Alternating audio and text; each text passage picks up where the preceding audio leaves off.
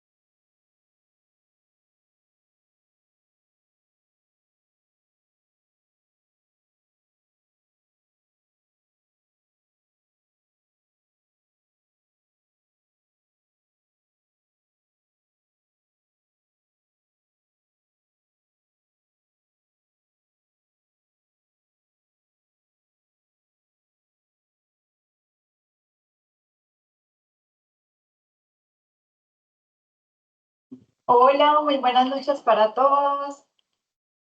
Les habla María Isabel, directora de Comunicaciones y de Contact Center, y quien me acompaña, Lisette Hernández, directora de Costos y Compras de la empresa. En estos momentos nos encontramos en la sede de Escano de Prado Centro y como saben, también tenemos una sede en Mallorca, en la sede de Sabaneta, y también tenemos otra sede en Apartado. Muchísimas gracias por inscribirse a este espacio. Queríamos darle las gracias especiales a Isomed, que también hizo posible este evento, y a nuestra directora de costos y compras, quien también nos apoyó mucho en la generación de este espacio. Inicialmente, les queremos contar, como en el orden del webinar, que les vamos a dar una pequeña introducción de lo que es Escano y de lo que estamos haciendo.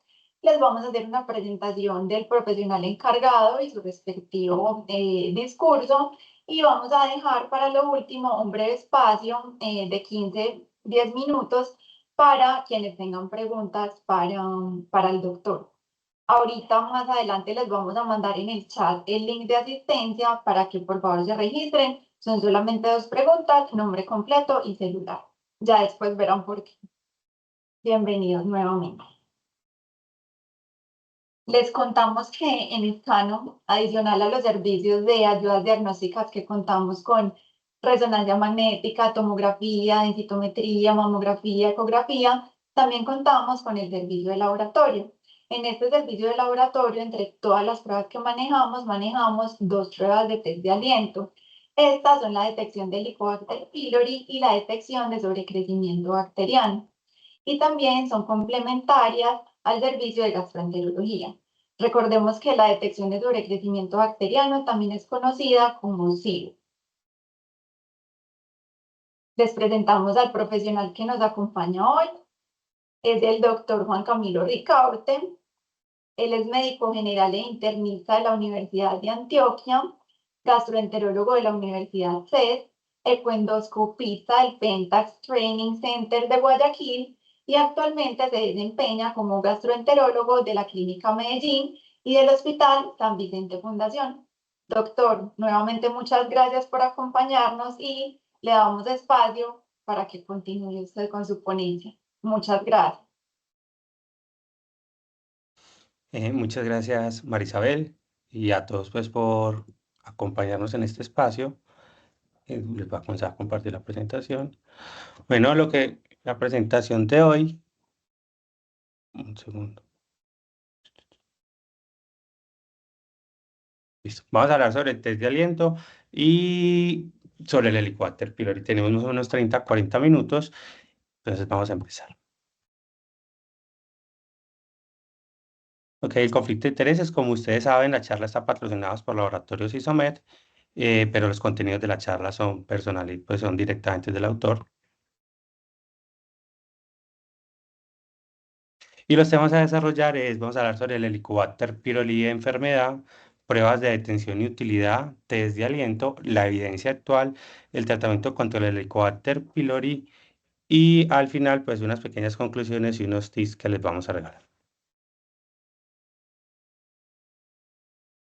Cuando hacemos búsquedas sobre el Helicobacter pylori en PubMed, pues nos sorprendemos de que uno, pues como lo veremos más adelante, es una bacteria recientemente descubierta en 1982, pero si lo ven como está en la gráfica, desde esa época hasta el momento hay más de 52.000 estudios solo enfocados en el Helicobacter pylori. Y este año, solo hasta agosto de este año, hay 1.359 publicaciones que solo abarcan el Helicobacter pylori y sus patologías. Es decir, que es una bacteria que si bien es muy reciente, realmente la hemos depurado mucho, la hemos estudiado mucho en el ámbito médico y está inmersa en muchas enfermedades de las cuales vamos a hablar de aquí en adelante. Entonces, grandes como la historia la vamos a dividir en tres partes. Vamos a hablar de una primera década que fue como el descubrimiento del Helicobacter pylori.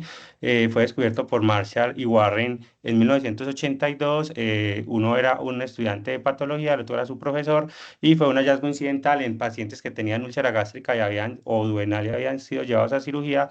Uno de ellos encontró que habían unas estructuras basilares que eran una bacteria que nunca antes había visto. Hasta esa época se pensaba que en el estómago no existían bacterias, que era un lugar aséptico a los gérmenes por su capacidad de producir ácido. Con el tiempo, pues, estudios adicionales demostraron que sí, que existía pues, una bacteria ahí en el estómago y en el duodeno que se llama Helicobacter pylori y que esta directamente era la causa del 90 o el 95% de las úlceras duodenales y de las úlceras gástricas. En 1990 apareció el primer estudio en el que nos confirman que erradicar el Helicobacter pylori cura las úlceras duodenales. Entonces, a partir de ese momento sabemos que las úlceras duodenales son una enfermedad infecciosa más que otro tipo de enfermedad, porque cumple todos los criterios para una enfermedad infecciosa. Hay un patógeno, genera una enfermedad y cuando tú destruyes el patógeno, te curas de la enfermedad. Más o menos en 1991 ya aparecieron reportes en el que el Helicobacter pylori está inmerso o hace parte y predispone al 90 al 95% de los cánceres de estómago y se hace todo el boom de que hemos encontrado un patógeno aparte del PBH que se considera que puede producir cáncer y por eso en 1994 la OMS declara al Helicobacter pylori como un carcinogénico tipo 1.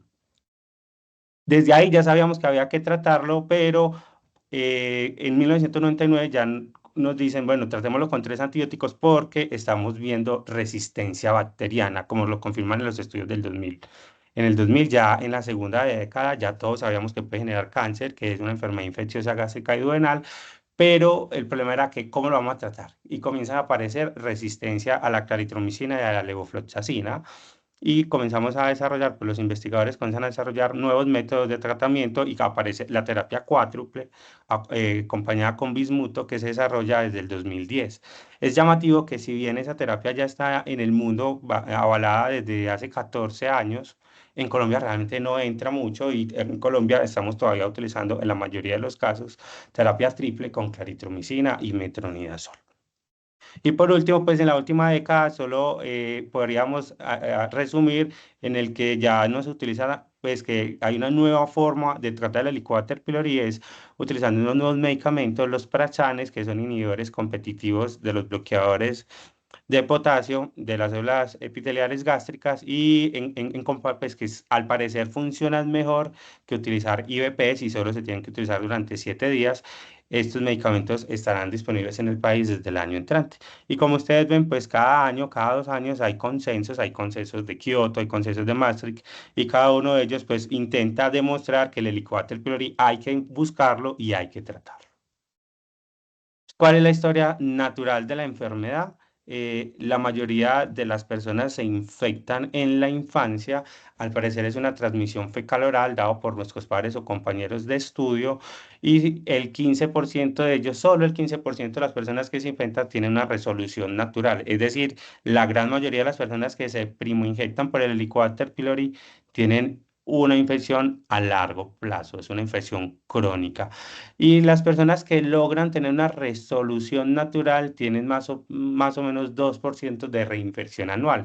Esto también ocurre en las personas que les damos tratamiento contra el Helicobacter pylori. El riesgo de reinfección anual es más o menos del 2%, es decir, la mayoría de las personas no se van a reinfectar.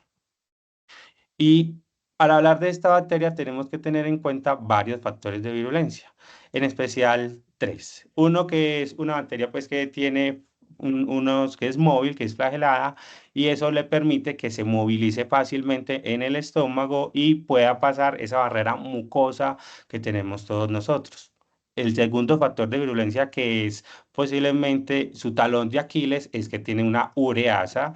¿Que para qué le sirve la ureasa? Para neutralizar el ácido gástrico. Ella coge el amonio y lo devuelve en urea y pues esto hace que el ácido gástrico aumente. Al aumentar el ácido gástrico, pues ya puede vivir, es decir, en entornos más ácidos ella vive menos. Entonces ya lo que hace es que intenta alcalinizar el estómago. Pero esa actividad de la ureasa es la que nos permite a los médicos y a los investigadores determinar si un paciente está o no infectado por el Helicobacter pylori. Y tiene dos factores de virulencia que son bien interesantes y que han sido estudiados ampliamente, que es uno que se llama una vacuotoxina, que es una proteína que directamente puede destruir las células gastrointestinales, se llama la proteína BACA, y tiene otra proteína que es una proteína que el mismo Helicobacter pylori puede secretarlo dentro de las células por un secretor tipo 4 como lo ven en la gráfica, que se llama la proteína CAC-A, y esta proteína CAA lo que puede hacer es que hace que las células crezcan y evita la apoptosis celular. Y esta precisamente es la que está asociada con los episodios de cáncer gástrico. Es cómo se relaciona el Helicobacter pylori con el ambiente. Como lo ven acá en esta diapositiva, pues la motilidad y su ureasa y adhesinas hace pues que se pueda pasar sobre el epitelio gástrico, sostenerse ahí. La proteína CAP-A destruye las células epiteliales gástricas y es la que precisamente está más orientada a la formación de úlceras gástricas o duodenales. Y como ven en la gráfica, él puede insertar CAP-A adentro de las células y esa CAP-A hace varias cosas. Uno, pues ya dijimos que evita la apoptosis y hace que las células crezcan, o sea, evita la destrucción celular y estimula la interleuquina 8 y esa interleuquina 8 es un factor proinflamatorio marcado y que si juntamos con la destrucción celular dada por las células BACA, pues por las células que tienen BACA, vemos que puede generar una úlcera y una cascada inflamatoria. Que con el tiempo, ¿qué va a hacer? Va a ser una gastritis crónica, una úlcera y después va a generar una atrofia gástrica, metaplasia y vas a desarrollar toda la cascada de Pelayo Correa que en algunos casos puede generar cáncer gástrico. Entonces, ¿cuáles son los síntomas de una infección por Helicobacter pylori? La gastritis crónica y la duodenitis es lo principal que uno podría ver en una endoscopia. Pero llamativamente, la gran mayoría de nuestros pacientes que tienen gastritis crónica o duodenitis por infección por Helicobacter pylori están asintomáticos. Los que tengan síntomas por lo general van a presentar dolor epigástrico, distensión abdominal, gases, eructos, saciedad precoz, hiporexia y ocasionalmente pues van a presentar melenas que están muy asociadas a que tengan úlceras duodenales o gástricas o erosiones. Entonces, la gran mayoría de los casos, como lo acabamos de decir, son pacientes asintomáticos y otros van a presentarse como una dispepsia. O sea, esos pacientes que vienen nos dicen tengo ese dolor epigástrico. Cuando hablamos de enfermedad por Helicobacter pylori e infección, tenemos que tener en claro que el 10% de los pacientes que tienen Helicobacter pylori al cabo de 10 años van a desarrollar una úlcera péptica. Es decir, que es una gran población porque más adelante veremos la prevalencia de la infección en el mundo. El 11% de los pacientes que tengan, no todos los Helicobacter pylori que usted puede tener, tienen proteínas CAG-AG o BAC-AG, ¿cierto? Entonces, eso depende de la cepa con la cual uno se podría haber infectado, del lugar de donde naciste y de algunos otros factores. Entonces, los pacientes que se infectan con colonias que son CAG-A positivos tienen 11 veces, o sea, generan úlceras gástricas 11% veces pues, más que los pacientes que tienen CAG negativo. Y el riesgo a lo largo de la vida de desarrollar una úlcera con CAP positivo puede ser hasta de 18 veces. Y hay que tener en cuenta estas dos últimas partes. O sea, el 90% de las úlceras duodenales en el mundo se considera que son secundarias al Helicobacter pylori.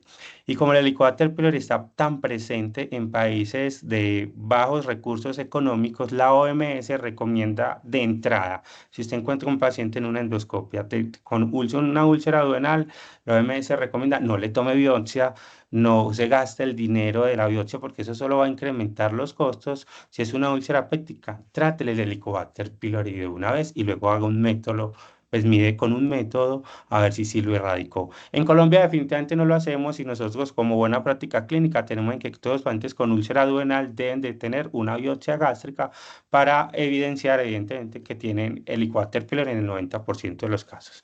Y en las úlceras gástricas el Helicobacter pylori está presente en el 70 al 90% de los casos. Con relación al cáncer gástrico, lo vamos a ver muy rápido porque el cáncer gástrico, yo se lo explico a los pacientes, es como ganarse un baloto. Tener Helicobacter pylori es tener una balota de ese baloto, pero usted necesita tener más cosas para usted desarrollar un cáncer gástrico.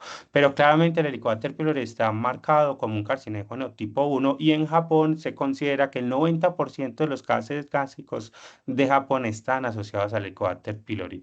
Pero en el mundo occidental podemos sumar otras cosas, podemos sumar los factores genéticos de cada uno de nosotros y nuestros estilos de vida y qué estamos consumiendo y si fumamos o no fumamos. Pero como ustedes ven, pues está muy de moda, pues que el Helicobacter pylori puede generar cáncer y es una realidad, pero hay que tener en cuenta que se necesitan muchos más factores. ¿Y cuál es la cascada? Por ejemplo, una gastritis, pues una mucosa normal, llega el Helicobacter pylori y va a generar una gastritis crónica superficial, luego una gastritis atrófica con o sin metraplasia, displasia y luego carcinoma gástrico. Y este es el punto que queríamos llegar. Esta es la incidencia de cáncer gástrico en el mundo. El Helicobacter pylori está casi en el 80% de las personas de Colombia y más o menos enferma al 50% de las personas en el mundo, pero es principalmente prevalente en países subdesarrollados, en los que las condiciones socioeconómicas son peores. Pero cuando miramos el cáncer gástrico es mayor en países desarrollados. Entonces uno ahí es donde ve que no es congruente. Si sabemos que el Helicobacter pylori es el que genera más cáncer gástrico, ¿por qué no se ve más en los países subdesarrollados, especialmente en África, que es el país, pues es el continente en el que se considera que hay mayor infección por Helicobacter pylori? Y el punto, eso los autores lo han llamado el enigma de África, de América a altas altitudes y el enigma de la India. Y yo voy a enfocarme en esta diapositiva en dos cosas, el enigma de África y el enigma de América Latina en altas altitudes. Y es que el punto es que las colonias del Helicobacter pylori africano son CAP-A y BAC-A negativas, es decir, no tienen estas proteínas que generan tanta destrucción y tanta alteración intracelular, contrario a las colonias del Helicobacter pylori que tenemos en países desarrollados. Eso también explica por qué, por ejemplo, en Colombia el Helicobacter pylori y el cáncer es menor en la cuenca del Pacífico, pero es mayor en la cuenca, pues como en la cordillera central, y eso lo habla es de las migraciones. O sea, el Helicobacter pylori está tan antiguo y es tan arraigado a nuestra sociedad, pues y a la humanidad, es que usted podría seguir las migraciones solo si seguimos la descendencia de las colonias del Helicobacter pylori. En resumen, en toda la cordillera central colombiana el cáncer es mayor, pero es porque las colonias del Helicobacter pylori que tenemos son más europeas que las que encontramos en toda la cuenca del Pacífico, que son más africanas. Obviamente, pues hemos tenido pues uniones y todo, pero así más o menos es lo que se cree que es el enigma de Latinoamérica de alta altitud. Y hay algunas otras manifestaciones extraintestinales que a veces se nos olvidan, que tenemos que tener en cuenta que puede generar el Helicobacter pylori, no solo pues las úlceras. Está evidenciado que puede generar déficit de hierro. Cuando tenemos esos pacientes que no tienen hemorragia uterina normal, pero tienen una ferropenia inexplicable, le hacemos una endoscopia y tiene el Helicobacter pylori, ideal y es una indicación clara de tratamiento. Después de uno tratarlo, le vuelve a medir el hierro y la ferropenia desaparece. Es porque es una bacteria que es muy ávida por el hierro. También está relacionado con déficit de vitamina B12 y claramente con trombocitopenia inmune. Y esto es despreciable. En el pasado se pensaba que podía prevenir el asma en los niños, la infección por Helicobacter pylori, y eso lo explicas porque en los países más desarrollados que tienen menos Helicobacter pylori hay más asma, contrario a los países menos desarrollados que tienen más Helicobacter pylori tienen menos asma. Pero al parecer es como una asociación espuria y al parecer, pues inicialmente pensábamos que mejoraba los síntomas del reflujo porque H. pylori genera clorhidria, pero cuando uno trata H. pylori los síntomas de reflujo no se exacerban. Entonces, esta última parte, pues no, al parecer no hay ningún beneficio de tener la infección por H. pylori. Entonces, ¿cuáles son las indicaciones de tamización? O sea, ¿en quién vamos a buscar el Helicobacter pylori? En todos los pacientes que tengan una úlcera péptica o un antecedente de una úlcera, sea gástrica o sea duodenal, a no ser de que ya hayamos erradicado el helicobacter. Todo paciente con linfoma mal, que es un linfoma, un tejido linfoide asociado a mucosa gástrica, requiere estudio para el Helicobacter pylori y llamativamente tratar el Helicobacter pylori es el tratamiento. Usted trata H. pylori y el paciente se cura. Todos los pacientes con dispepsia no investigada. ¿Y qué es eso? ¿Qué es la dispepsia no investigada? La dispepsia no investigada es todos esos pacientes que llegan con dolor epigástrico, saciedad precoz y que no tienen una endoscopia. Si usted le hace una endoscopia y la endoscopia está normal, usted dice, ese paciente tiene una dispepsia investigada. Dispepsia no investigada es todo paciente con síntomas dispépticos sin endoscopia. Entonces, en todos ellos hay que establecer si tienen o no tienen Helicobacter pylori. Todos los pacientes que les vamos a dar aspirina o antiinflamatorios no esteroideos por largos periodos de tiempo, es decir, todos estos abuelos o padres, nuestros padres que se infartan y que nunca se han hecho una endoscopia y sabemos que los vamos a dejar con asa propiogra de lo que tienen enfermedad cerebrovascular, hay que tamizar por H. pylori y tratar H. pylori para evitar complicaciones en un futuro. Como ya les dije, anemias por déficit de hierro y adultos con trombocitopenia inmune son todas las indicaciones que tenemos en el momento. ¿Y qué nos dicen las guías colombianas? Las guías colombianas, como les dije, siempre hay que investigar por H. pylori en pacientes con dispepsia no investigada. Pero Colombia es un país que tiene alta incidencia de cáncer gástrico. Y lo vamos a ver más adelante. Entonces, en Colombia también los gastroenterólogos recomendamos si un paciente tiene dispepsia, dolor epigástrico, saciedad precoz, pero tiene síntomas de alarmas que son cuáles: pérdida de peso, sangrado digestivo, ictericia, que vomita o intolerancia a la vía oral. Esos se llaman factores de riesgo. A cualquiera hay que hacerle una endoscopia. Si no tiene factores de riesgo, usted le hace la endoscopia a los 35 años o más. Entonces, todos los pacientes con dispepsias menores de 35 años que no tengan síntomas de riesgo no deberían de tener endoscopia. Y no todos los días en la práctica clínica tiene pacientes de 25 o 28 años, que es la cuarta endoscopia por dolor epigástrico. Y les preguntaban, ¿ya le tratan el helicóptero? No, doctor, me lo han detectado 3 veces, pero el médico me dice que no me lo tienen que tratar porque no tengo úlcera. Entonces, hay un punto clave. Menor de 35 años, idealmente no hay que hacerle endoscopia a nadie, a no ser de que tenga síntomas de riesgo. Y si no tiene los síntomas de riesgo, entonces hay que identificar con un método no invasivo si tienen infección por Helicobacter pylori y tratarla, porque la recomendación de la guía colombiana es que dice todo paciente con dispepsia que usted le identificó Helicobacter pylori, trátelo y es posible que ese paciente se pueda mejorar. En las guías colombianas sobre vigilancia endoscópica y cáncer gástrico, pues es más o menos lo mismo. Esta es la guía de dispepsia y de cáncer gástrico y es más o menos lo mismo. Todo paciente que se le sospeche pues cáncer gástrico temprano requiere buscarle Helicobacter pylori y si usted ya tuvo cáncer gástrico y sobrevivió, hay que buscar el Helicobacter pylori porque evitar lesiones metacrónicas en un futuro, o sea que le vuelva a dar cáncer. Entonces hay que buscarlo y tratarlo. Entonces, ¿cuáles son los test para identificar si un paciente tiene o no infección por H. pylori? Entonces, hay unos test invasivos que son cuáles prácticamente, pues es la endoscopia y la endoscopia cuando la hacemos, idealmente tenemos que tomar biopsias de antro y de cuerpo para definir en qué parte está H. pylori y si hay cambios estructurales mucosos en alguna parte del estómago, es decir, si hay metaplasia antral o si hay metaplasia corporal, porque hay unos scores que nosotros llamamos Olga y Holguín que eso define el riesgo a largo plazo de cáncer gástrico. Pero ¿qué más se puede hacer con una endoscopia? Pues ya sabemos que puede mirar pues la histología, el estadiaje de la lesión, pero podemos hacer en el mundo PCR para definir si tienen Helicobacter pylori y una cosa muy chévere que no puede hacer con una endoscopia, estudios de sensibilidad a los antibióticos. Realmente no están muy disponibles en el país, pero se pueden hacer.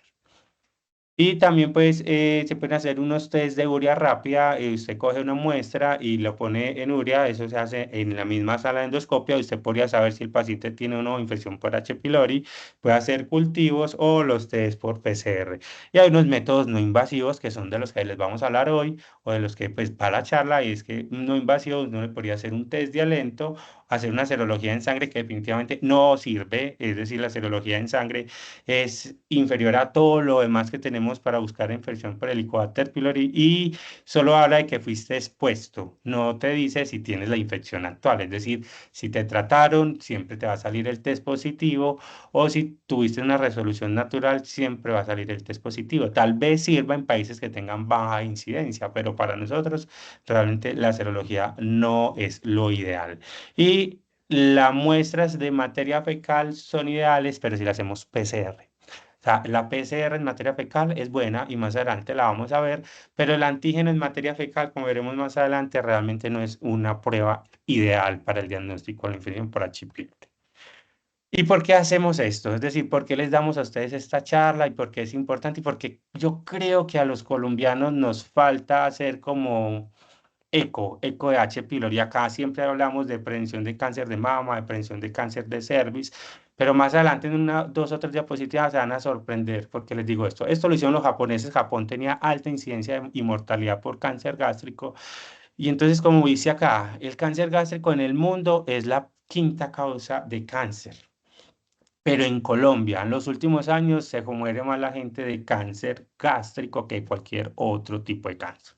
Es decir, se mueren más gente de cáncer de estómago que de cáncer de mama, que de cáncer de pulmón, que de cáncer de próstata, que de cáncer de cervix, pero usted no escucha en las campañas de gubernamentales hacer gran eco de que tratemos el Helicobacter pylori o hagamos endoscopia a las personas de 35 años para prevenir el cáncer gástrico y la mortalidad asociada a cáncer gástrico.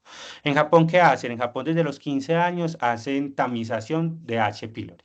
Si allá hacen la tamización entre los 15 y los 18 años, que se hace con test de aliento, se da tratamiento sin hacer endoscopia. Si se hace después de los 18 años, la tamización les tienen que hacer endoscopia a los pacientes, una sola endoscopia basal y les tratan el H. pylori si lo tienen positivo. Y si los pacientes nunca fueron al médico por ley, después de los 50 años se tiene que hacer una endoscopia cada 2 años. Y eso ha demostrado varias cosas, que la tamización a edades tempranas, a los 15 años, es lo mejor que se puede encontrar, que es mucho mejor hacer la endoscopia cada 2 años después de los 50 años y que hacer endoscopias anuales realmente no tiene ninguna evidencia, no son muy costosas y son menos efectivas de cualquier otro método de tamización. Y ellos lo hacen en plata porque es que esto cuesta y cuesta mucho dinero. Y como ven en esta tabla, cuando ellos miden que hacen tamización, screening con test de aliento, a los 15 años se ahorran 2,3 billones de dólares entre 2022 y 2037. O sea, ellos calculan que si cogen a todos estos niños y les hacen el screening en la escuela, se van a ahorrar 2,3 billones de dólares.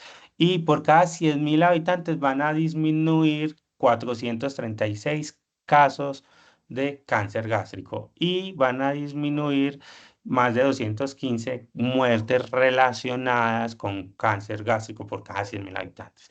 Y como ven en esa misma gráfica, hacerlo más tarde, pues de todas maneras es mejor que no hacerlo y siempre más abajo, pues los costos van a, o sea, la reducción de los costos va a ser menor y la reducción en las estadísticas de calidad de vida ganada, cáncer gástrico y muertes por cáncer gástrico van bajando. Entonces, ¿qué es el test de aliento para la detección del Helicobacter pylori? Entonces, para entender esto hay que hablar un poquito así como de fisiología o de física, y es muy fácil. En la naturaleza existen 8 isótopos de carbono, ¿cierto? La mayoría de lo que todos nosotros respiramos es carbono 12, que es el 98% de todo lo que respiramos. Y el 1,1% es carbono 13. Entonces, inicialmente cuando se desarrollaron estos test, cogían una molécula de carbono y que se utiliza en laboratorios de investigación, que era el carbono 14, que era un isótopo radioactivo. Entonces, este isótopo radioactivo se lo daban a los pacientes pegados a la urea, ya lo vamos a ver, y esperaban que la actividad de la ureasa destruyera pues como esa unión y ese isótopo radioactivo usted lo medía en la exhalación. Entonces, usted medía y así determinaba si tenía un paciente no H. pylori con carbono 14. Pero el problema del isótopo carbono 14 es que dado que es radioactivo, pues podría ser mutagénico. Y eso hay que ser muy claro, ¿cierto? Exponerse a una prueba con carbono 14 actualmente es como ir a un día de sol en la playa. O sea, es recibir tanta radiación como ir a broncearse todo el día en la playa. Es un día de radiación solar. Pero si usted le suma con todos los otros días más este día, pues al final pues podría ser algo perjudicial. Pero posiblemente eso podría ser al final despreciable, pero el carbono 14, si bien en el cuerpo solo dura 10 días, eso desaparece rápidamente, en el mundo, en el ambiente, podría quedarse más de 5.000 años, porque si bien uno, pues es una molécula radioactiva que es pequeña, que genera poco daño, sí, pero puede quedarse contaminando alrededor de 5.000 años. Entonces, razón por la cual pues desarrollan estos test que están avalados, pero es con carbono 13, que no es no radioactivo y es fácil de utilizar y se puede dar en mujeres embarazadas y en niños. El carbono 14 por normas norteamericanas y de la EMA en Europa no se puede administrar en mujeres y niños, pese a que, como les dije, pues es como recibir un día completo de sol. Entonces, el laboratorio pues, que nos patrocina la charla y todo, y que trae esta prueba, es Isome Colombia, y trae la prueba que es la prueba original, que es la molécula, pues como la prueba innovadora, la que tiene la patente, que es Tauki, que es un test de aliento para la detección del Helicobacter pylori, que utiliza el principio activo que es carbono 13 más urea. Es un test muy rápido y muy sencillo y obviamente no es invasivo. Y acá hay que decir una cosa que en Colombia los otros test creo que no tienen registro en VIMA como medicamento, pero es que la urea se la das a tomar al paciente, entonces Tauki logró el registro en VIMA como medicamento, porque realmente es un medicamento, no es solo una prueba, es un medicamento. Tú le das al paciente a tomar la urea con 13,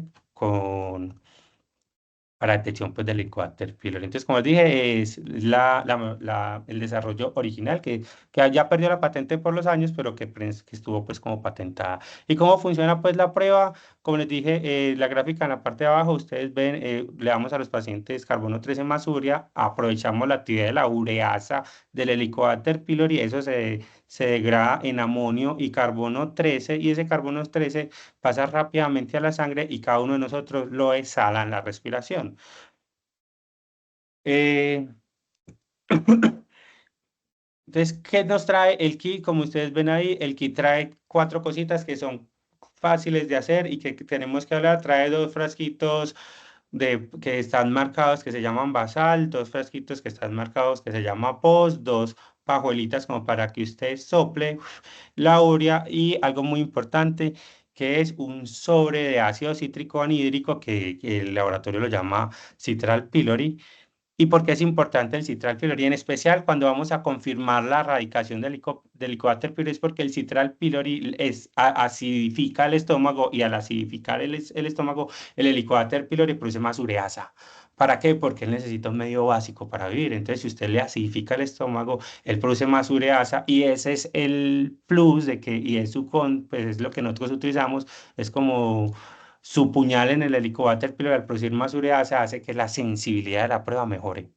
Entonces, como ustedes ven en esa gráfica, pues si utilizamos ácido cítrico con pues, solución, y se lo damos a los pacientes 15 minutos antes, la sensibilidad de la prueba puede ser del 96%, pero si se lo damos 30 minutos antes, la sensibilidad puede ser casi del 100%. Contrario, pues si les damos jugo de naranja, pues mire que la sensibilidad no cambia, o sea, la acidificación con jugo de naranja no es tan buena. Pues por eso la prueba trae directamente pues el sobrecito para acidificar. Entonces, ¿cómo es el protocolo? El protocolo es muy fácil, llega el paciente en ayunas, ya vamos a ver cómo debe llegar, le damos el acidificante, el Citral pylori, y esperamos 10 minutos. A los 10 minutos, ¿qué vamos a hacer? En los frasquitos que decían basal y con la pajuelita, él va a soplar, el paciente sopla. Y de ahí le damos la urea y esperamos unos 30 minuticos, y luego le decimos a los pacientes vuelvan y sople en los frasquitos que dicen POS. Eso es el test de aliento, así se hace un test de aliento. Eso se manda a un laboratorio, o si uno tiene la máquina, pues que es un espectrómetro de masas o un espectrómetro infrarrojo, y el espectrómetro lo que va a hacer es que va a cuantificar la cantidad de CO2 exhalado al inicio en el basal, pues carbono 13 exhalado en el basal, comparado con el carbono 12, es decir, hace una relación en lo que 13 sobre 12 en el basal, y 13 sobre 12 en el POS. O sea, posureasa, posácido cítrico, y él nos va a sacar un delta, y ese delta es súper fácil de interpretar. Si el laboratorio, pues eso nos mandan tal cual como se ve ahí, así nos mandan la prueba. Si es mayor de 50 es positivo, el paciente tiene infección por H. pylori. Si es menor de 5 es negativo, no la tiene. Si está entre 5 y 50 se considera una zona gris. Y para esa zona gris, ¿qué hay que hacer? Pues nos tocaría evaluar qué pasó, si estuvo bien tomada la prueba, pero no bien tomada, sino si el paciente hizo todo el protocolo de la prueba. Que ¿cuál es el protocolo de la prueba? Es este. Antes de hacer la prueba, un paciente necesita tener 4 semanas previas sin uso de antibiótico sistémico. ¿Por qué? Porque cualquier antibiótico sistémico puede hacer que el H. pylori tenga menos vida, o sea, que haya menos colonias de H. pylori en el estómago. Tiene que estar 2 semanas antes sin utilizar pues, antiácidos, cualquier antiácidos como los IVP, o antiulcerosos como el bismuto, y el día de la prueba tiene que ir en ayuno total, no puede haber fumado porque ya sabemos que es una prueba de respiración que mide CO2. No puede haber realizado ejercicio porque la velocidad de la expiración va a ser distinta. Y si el paciente pues no, pues vomitó y todo, pues toca volver a hacer la prueba porque no sabemos la cantidad de urea que tomó. Entonces muchas veces esas zonas gris es que el paciente no hizo el protocolo como debería de ser. ¿Y cuál es la evidencia del test de aliento? Este artículo es reciente, es de febrero de este año, y como ustedes ven es un metaanálisis que saca todo lo que hay sobre el test de aliento, la utilidad de la prueba, y la sensibilidad es del 96% y la especificidad es del 96,9%, razón por la cual esta es la prueba gold estándar para definir si un paciente tiene infección por H. pylori o si erradicamos el H. pylori, y es mucho mejor que cualquier otra prueba. Por ejemplo, acá, este es un estudio que cogieron PCR en materia fecal, PCR, no antígeno, porque como les dije, el antígeno el antígeno solo tiene una sensibilidad, y lo vamos a ver más adelante, del 70%. PCR es muy específico, pero es poco sensible, pero comparado contra el test de aliento, y estos por lo general los artículos es con carbono 13, comparado contra el test de aliento es inferior, tiene una sensibilidad solo del 90% y una especificidad del 98%. Es decir, tiene una precisión diagnóstica más o menos del 95%, pero si es PCR, no lo que hacemos en Colombia, que es antígeno. Este es un estudio bonito en el que compararon los 4-3 en la India, y definieron hacer a 103 pacientes. A uno le hicieron histología, a otro le hicieron una urea rápida en el laboratorio de endoscopia, test de aliento y antígeno en materia fecal, lo que yo les dije. Y el antígeno, como ustedes ven, la sensibilidad solo es del 70%. Los otros tres son muy equiparables. Pero dado que necesitamos un test no invasivo, posiblemente el carbono 13 es el ideal, porque pues si usted hace histología, ¿para qué le va a hacer un test de urea rápida en el laboratorio, endoscopia? Ya le tomó las biopsias, pues ya espere que salga el resultado de la patología.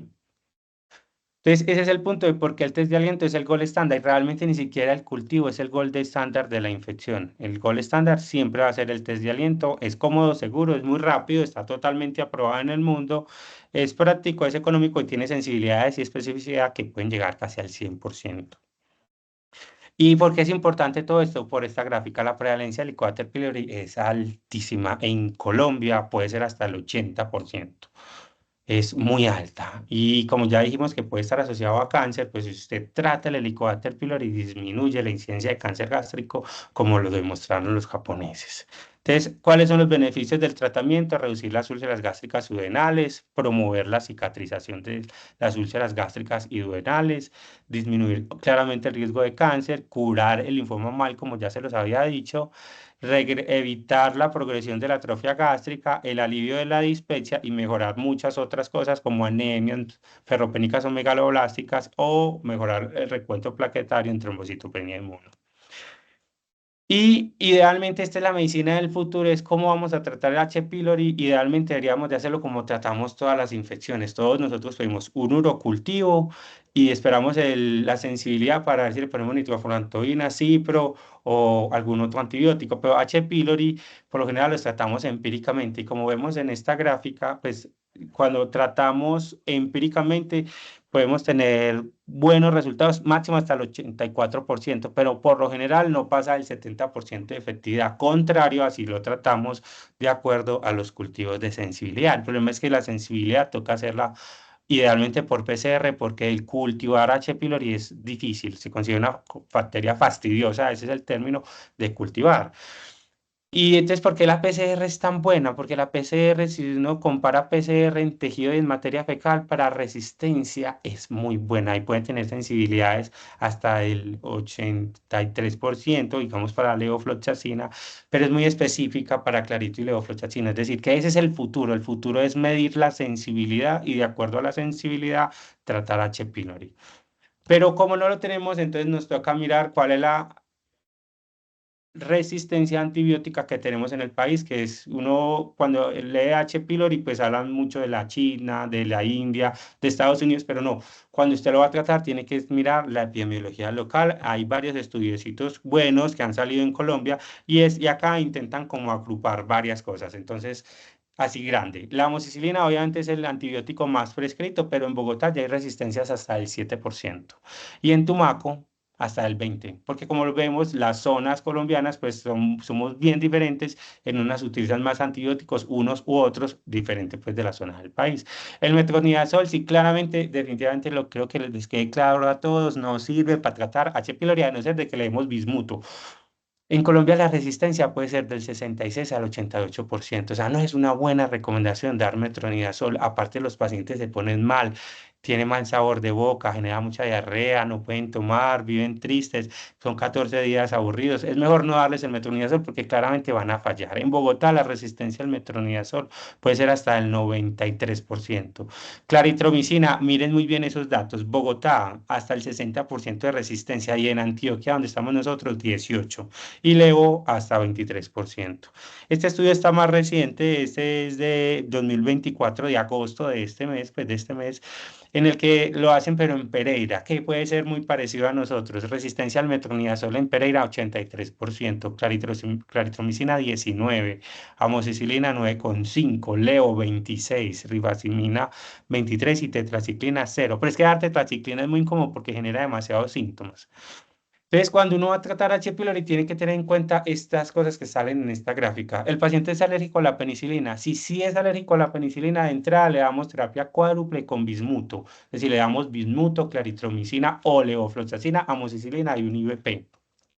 Si el paciente no es alérgico a la penicilina, el pilar fundamental del tratamiento es la amoxicilina, ¿cierto? Perdón, en el otro lado de allá no va amoxicilina. En este lado sí va amoxicilina. Entonces, usted si tiene test, posibilidad de hacer test de susceptibilidad, lo maneja de acuerdo al test de susceptibilidad. Si no tiene posibilidad de hacer test de susceptibilidad, tiene que mirar la resistencia local a la claritromicina. Si es mayor del 15%, idealmente siempre dar terapia cuádruple con bismuto.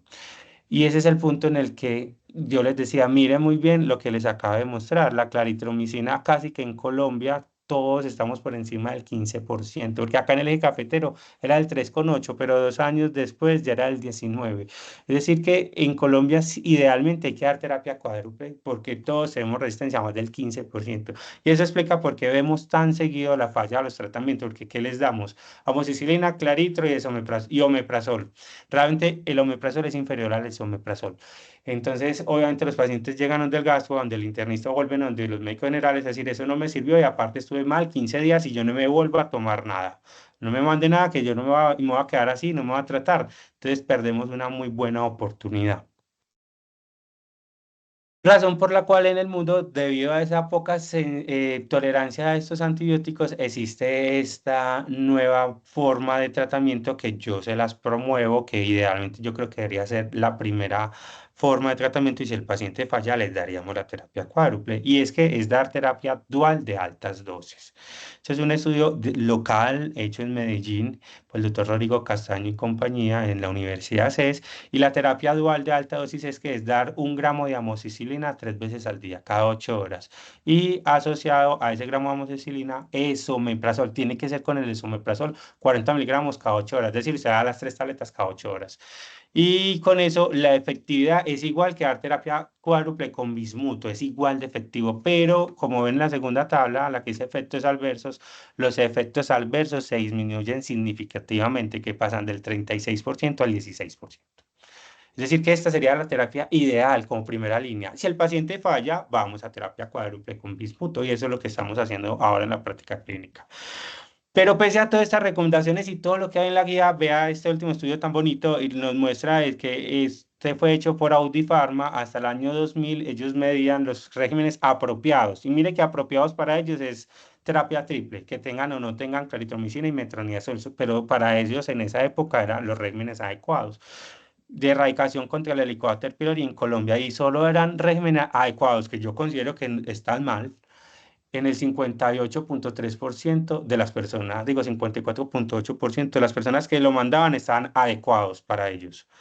Inadecuados, o sea, peor, o sea, estaban peor que los adecuados, era casi que el 42,5% de los regímenes de tratamiento. ¿Por qué? Porque solo les daban un antibiótico, porque no les daban inhibidor de bomba de protones o porque daban antibióticos que nada tiene que ver con el Helicobacter pylori. Entonces, ahí donde yo les digo, es que a los colombianos nos ha faltado meterle la cancha a esto para evitar cáncer gástrico. Realmente, si uno mira eso, casi todos están inapropiados porque todos tienen claritromicina y metronidazol, entonces por eso fallamos tanto en el tratamiento de H. pylori. ¿Y qué se debe hacer después de tratar? Siempre, no lo podemos olvidar, siempre se debe confirmar la erradicación, sino para qué tratamos los pacientes. Y el estudio de lesión siempre será el test de aliento. Y ojalá un test de aliento que tenga dentro de su protocolo ácido cítrico. ¿Por qué? Porque es el que va a mejorar la sensibilidad de la prueba si hay pequeñas colonias de H. pylori en el estómago. Y como ustedes ven en la gráfica, pues en la tabla, post tratamiento, la sensibilidad y la especificidad no varía, sigue siendo casi el 100%. Entonces, ¿cuáles son los mensajes grandes para llevar a casa? La gastritis atrófica no inmune y las úlceras duodenales son enfermedades infecciosas, claramente se mejoran manejándolos con antibióticos. El H. pylori es un patógeno que es capaz de producir cáncer y que nos ha faltado a nosotros los colombianos tratarlo, buscarlo. El diagnóstico de H. pylori es fundamental y entre más temprano lo hagamos, vamos a evitar más daños gástricos y más probabilidad de cáncer gástrico. Por eso los japoneses lo hacen desde los 15 años, muy juiciosos. Y el test de aliento es la técnica gold estándar. No hay nada mejor que el test de aliento realmente. Es más cómodo, es seguro y totalmente aprobado. Y hay que conocer siempre los perfiles de sensibilidad en nuestro medio y conocer las pautas de tratamiento, porque si no le damos a los pacientes medicamentos que los ponen mal, pero no los mejoran. Muchísimas gracias. Doc, muchas gracias por tu intervención. Les recuerdo llenar, muy importante, el registro de asistencia, se los voy a poner en estos momentos en el chat y recuerden las preguntas que tenemos para el doc. Entonces vamos a dar un espacio de más o menos 5 minuticos para que formulen sus preguntas, el doc nos las conteste, llenen el registro de asistencia que como les dije les conviene y ya nos volvemos a... Por acá se los mando. Doc, si quieres vas leyendo las preguntas para ahorita después de los 3, 4 minuticos responderle a las personas.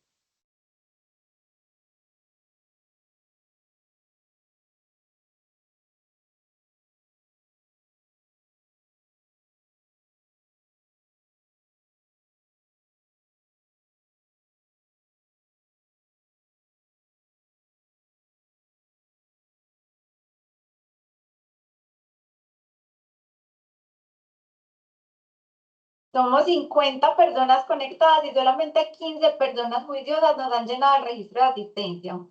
Entonces, otros 3 minuticos más para que hagan sus preguntas también.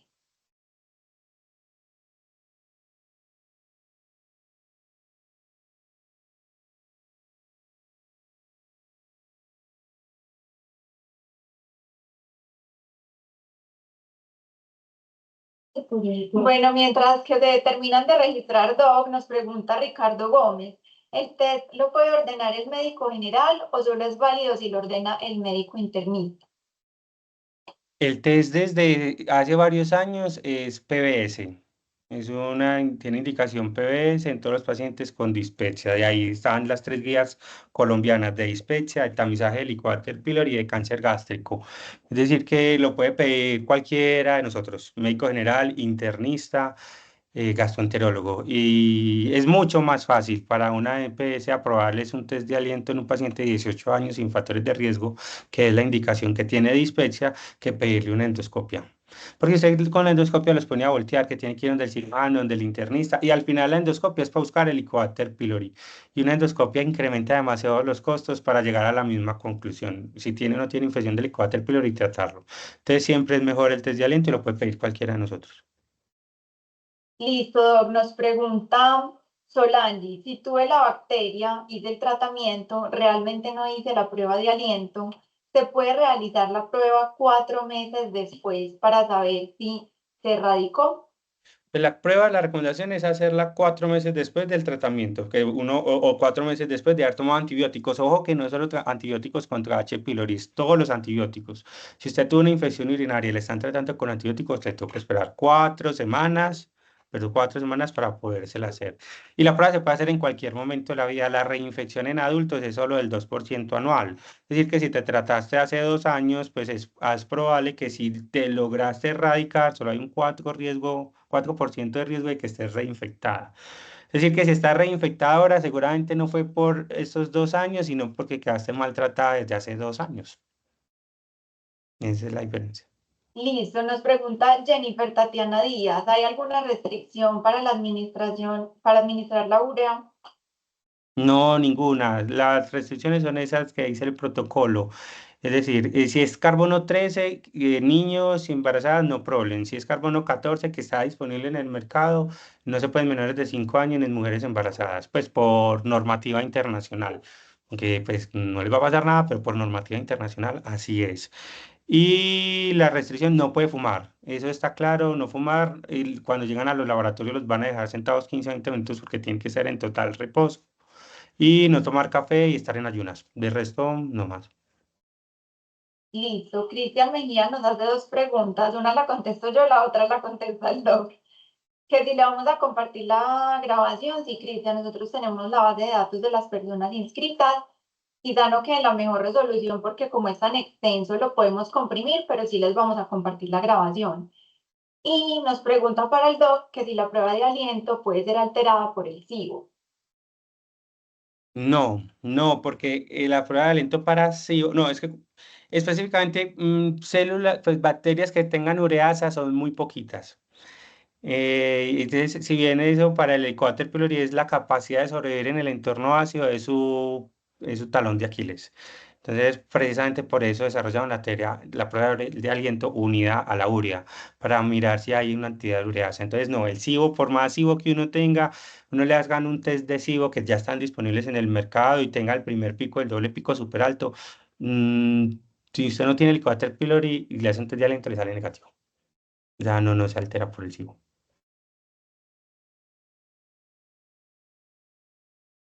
Listo, nos pregunta de nuevo Solange, nuevamente una inquietud. Ya me había salido la positiva a la prueba hace como 4 años, hice el tratamiento y la prueba salió negativa, pero volvió a salirme positiva. ¿Eso a qué se puede dar? No, esa sí es la reinfección del 2% anual. Ok, Hay autores que dicen que uno debería de tratar al grupo familiar. Yo no creo. El problema de tratar el Helicobacter pylori es que es costoso. Una buena forma, no, si uno le da una terapia dual, puede ser barato, pero si uno le da terapia cuádruple, es una fórmula que puede estar en el orden para el sistema de salud entre 700 y 800.000 pesos. Entonces, tratar el 80% de los colombianos va a ser casi que imposible. Entonces, en esos casos fue que una reinfección seguramente del grupo familiar primario. Entonces muchos dicen, listo, tratemos a papá, hijo, mamá y todo, pues si hay forma de que les cubran el antibiótico a todos, bueno, pero va a ser difícil. listo. Narquis nos pregunta, algunas instituciones dicen no cepillar los dientes. ¿Usted qué piensa de esto? No, corchado, yo creo que no, eso no debe alterar para nada la prueba, absolutamente para nada. Narquis Corchaldo, Sí. listo, dice Richard. Dos, ¿nos recuerdas las dosis óptimas del tratamiento? Si le vamos a dar terapia dual de alta intensidad, es amoxicilina, 1 gramo, es decir, 2 cápsulas cada 8 horas, unidas a 40 miligramos de esomeprazol. Solo se puede con el esomeprazol. También cada 8 horas, es decir, usted las dos de amoxicilina y el esomeprazol cada 8 horas. Si le da la terapia Listo, dual. Y si le da la terapia cuádruple, es bismuto, 2 cápsulas cada 12, más amoxicilina, 500 miligramos cada 6.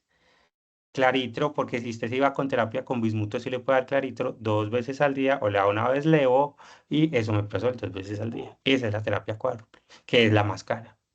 listo. Y la última pregunta para finalizar, Giovanni nos dice, nivel de evidencia al realizar endoscopia versus prueba de aliento. Depende de la edad. Si tiene más de 35 años, en Colombia, endoscopia. Es decir, si tuve un paciente que llegó con síntomas y tiene más de 35 años, usted le hace una endoscopia. ¿Por qué? Porque usted no solo está buscando Helicobacter pylori, sino cáncer gástrico temprano. Recuerde, la primera muerte por cáncer en Colombia es el cáncer de estómago. Entonces, si tiene más de 35 años, usted le pide una endoscopia. Si tiene menos de 35 años, le pide un test de aliento.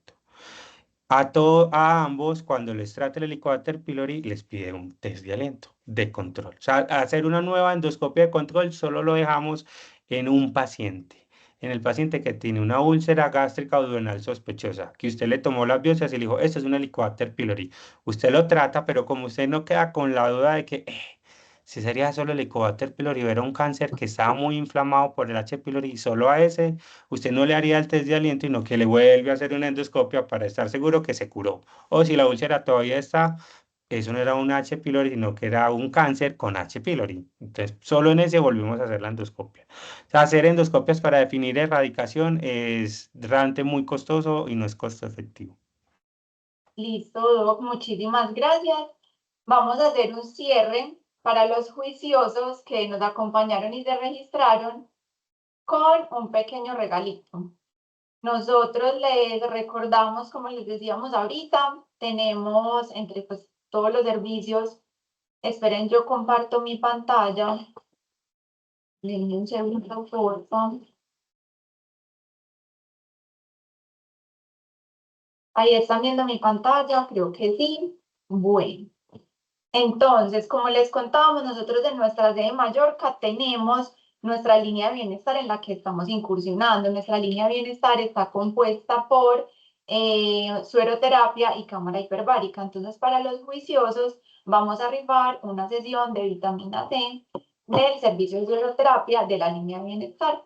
Entonces, yo acá tengo una ruletica, tengo el formulario de las personas que llenaron muy juiciosas la asistencia, entonces lo voy a exportar y vamos a girar la ruleta. Mucha suerte, vamos a ver quién se lo va a ganar.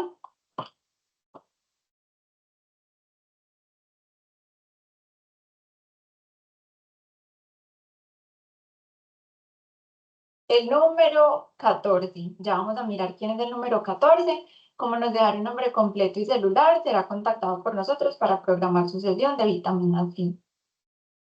Tenemos que el número 14 es Viviana Andrea Torres.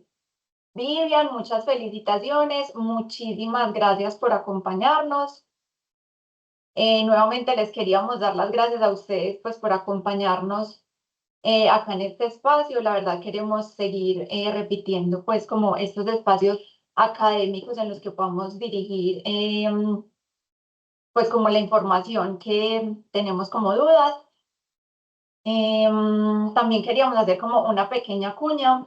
Inicialmente agradecer a Lice Hernández, la directora de costos y compras, por generar este espacio, a Isomed por apoyarnos también en la generación, al doctor por su profesionalismo y por despejar pues como todas las dudas y todo su conocimiento, y también a Elías Sepúlveda, director de mercadeo, que muchos de los médicos que hoy nos acompañan lo conocen y tienen convenio.